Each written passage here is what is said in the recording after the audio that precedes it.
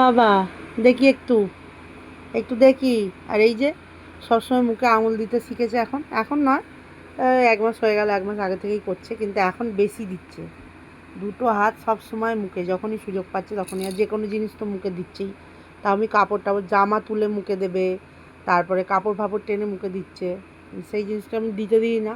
এই খেলনা দিলে এবার একটুখানি তো কিছু দিতে হবে, তবে তো চুপ করে থাকবে। এইটা এইটা এইটা একটু একটু একটু বাজাও, এটা একটু একটু বাজাও, এটা একটু একটু বাজাও। ও বাজানো তো দূরের কথা, ও নিয়ে মুখে।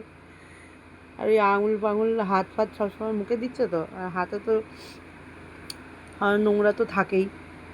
যতই মনে হোক পরিষ্কার, তবুও জার্মস তো থাকে একটু আধটু। ওই জন্য আরও এই যে সর্দি কাশিটা আরও দুদিন ছাড়া ছাড়া হচ্ছে। এই যে এই যে এই যে এইটা কে? এটা কে? এটা তোমার বন্ধু? ওলি বাবালি!